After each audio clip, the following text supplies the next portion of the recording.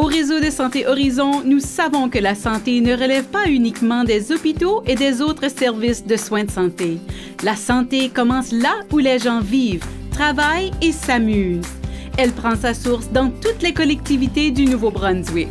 Chaque jour, nos partenaires communautaires font la promotion du mieux-être et aident les gens à avoir accès aux services de soins de santé dont ils ont besoin pour vivre en santé.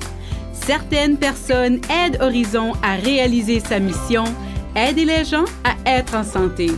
C'est pour cette raison que nous avons créé les prix de mérite pour la santé communautaire d'Horizon.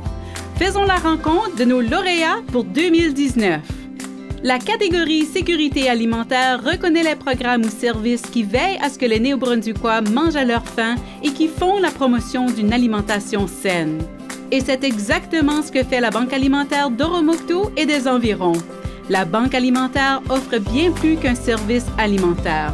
Elle s'associe également à plusieurs autres organisations pour remédier à l'insécurité alimentaire. De plus, la Banque alimentaire offre une panoplie de programmes. On y offre des paniers de nourriture d'urgence, des vêtements, des programmes de petits déjeuners et de dîners dans les écoles, un programme de dons de sacs à dos remplis de fournitures scolaires, des services d'aide durant la période des impôts, de l'aide durant les fêtes, des cours de cuisine et même un coin jardin. La Banque alimentaire est vraiment là pour aider la collectivité.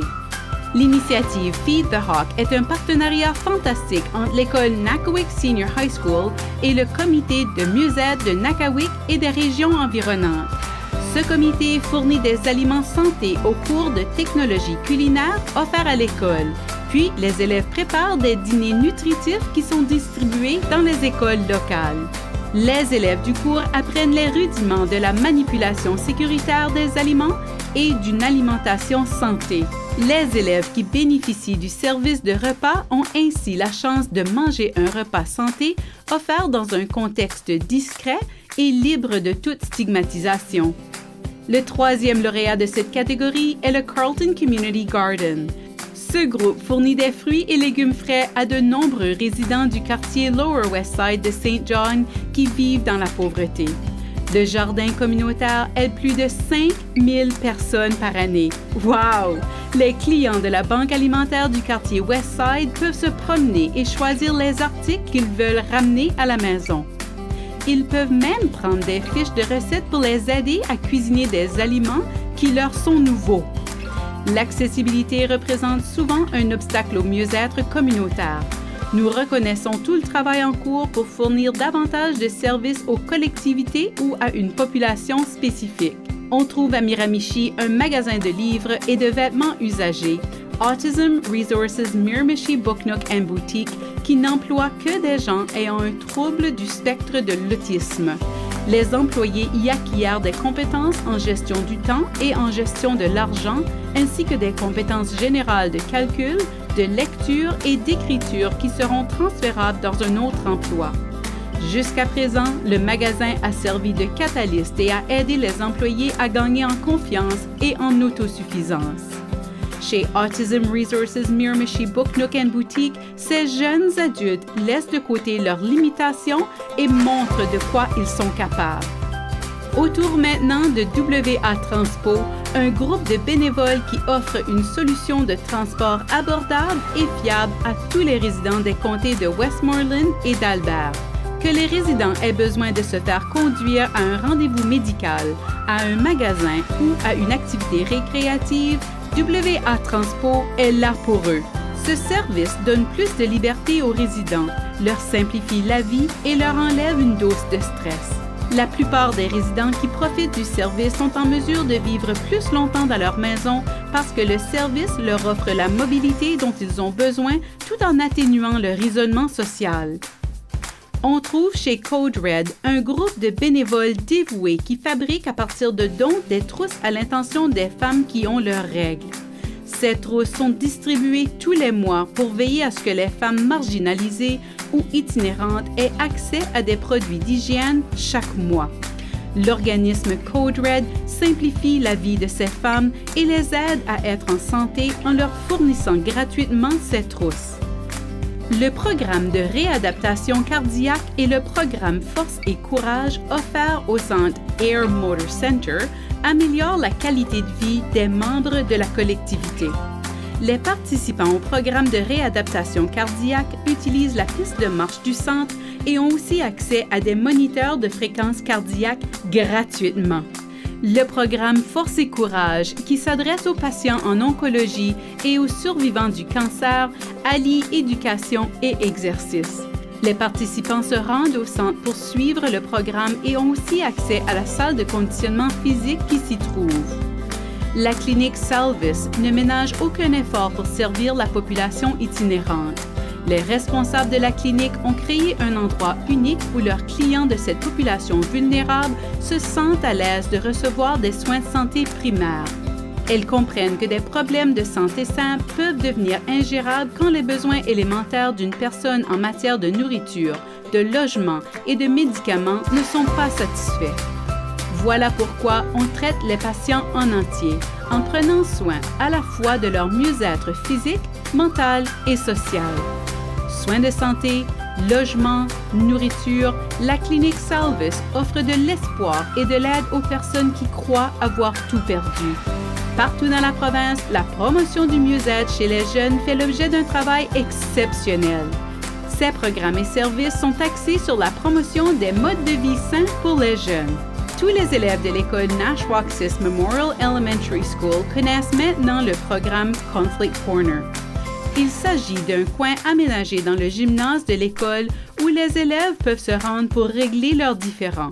On y trouve une affiche décrivant les étapes à suivre pour résoudre le problème et trouver un terrain d'entente. Les élèves se servent d'outils de maîtrise de soi pour faire de la résolution de problèmes ensemble et de façon indépendante. Voilà de quoi accroître la résilience des élèves. Le programme Upper River Valley Eating Disorder Program, qui aide les personnes de moins de 18 ans atteintes de troubles alimentaires affectant à la fois leur corps et leur esprit. Le programme renseigne les participants et leurs familles sur l'alimentation saine, sur les dangers des troubles alimentaires et sur les moyens de remédier à ces troubles potentiellement mortels. Le plus important, c'est que les participants et les familles sentent qu'on les appuie et qu'on leur donne les moyens d'être en santé. Les élèves de l'école Central New Brunswick Academy forment un groupe appelé Teens Taking Action Against Tobacco Use, TATU. Réellement soucieux de la santé de leur collectivité, ces jeunes gens travaillent fort pour sensibiliser la population à la lutte anti-tabac. Le groupe TATU offre des séances éducatives et des promotions à l'école ainsi qu'ailleurs dans la collectivité toute l'année durant. Il s'accomplit aussi un travail remarquable dans nos collectivités dans le domaine de la santé mentale. Cette catégorie regroupe des programmes et des services qui aident directement ou indirectement les personnes aux prises avec des problèmes de santé mentale. Les élèves de l'école Minto Memorial High School se sentaient déconnectés de leur collectivité et les aînés de la région aussi. Grâce au programme Apprenant en santé à l'école, les aînés donnent des cours de cuisine aux élèves. Ce programme a pour mission d'améliorer, de maintenir et de soutenir les résultats à long terme des élèves en matière de santé, de mieux-être et d'apprentissage grâce à des partenariats communautaires. Et ça fonctionne! Les jeunes se sentent plus près de leurs aînés et ont l'impression de faire partie intégrante de leur collectivité.